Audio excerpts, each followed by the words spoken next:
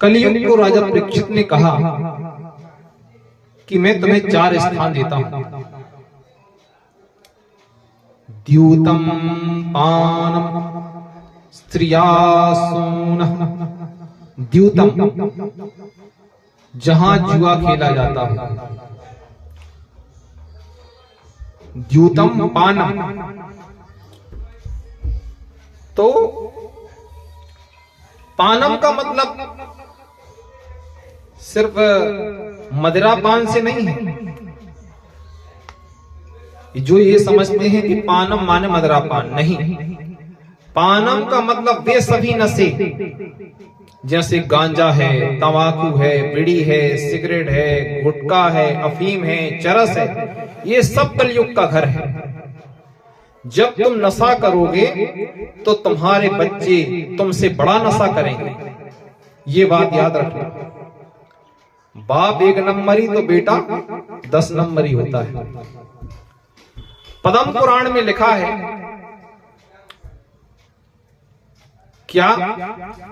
विजया कल्पमेकम तु 10 कल्पम तु नागिनी तमालम सत्कल्पम तु धूम्र संख्या न दीयते।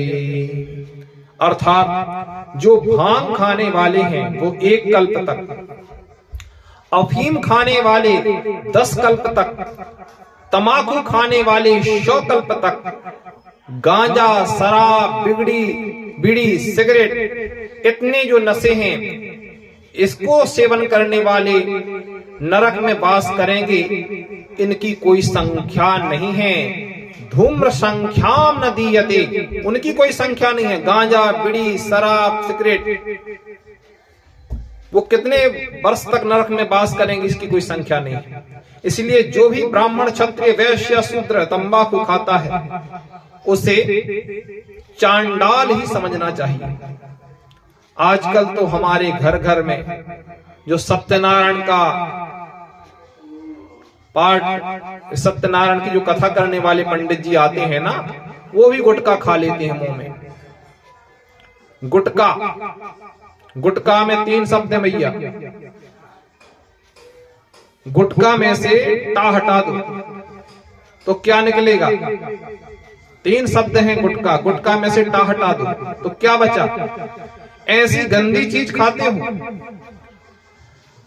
और जब उनका मुख ही शुद्ध नहीं है तो वो आपको क्या कथा का लाभ प्रदान करेंगे? तंबाकू की जो उत्पत्ति है सुरवी गाय के रक्त से हुई है, इसलिए तंबाकू खाना गौ मांस के समान बताया गया है। तंबाकू खाने वाले को कभी मंत्र सिद्धि नहीं होती, तंबाकू खाने वाले का कभी कोई मोक्ष नहीं होता, उसकी कभी सदगति नहीं होती। लिखा है धूम्रपानम रतम विप्रम यस्तु दानम व्यक्षति दाता तु नरकम याति ब्राह्मणो ग्राम सूकरः।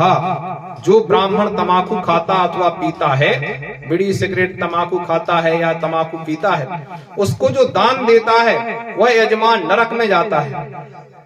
धूम्रपान रतम विप्रम यस्तु दानम व्यक्षति, मैं अपनी तरफ से नहीं बोल रहा हूं, दानम तु नरकम याति, दान देने वाला नरक को जाएगा यजमान।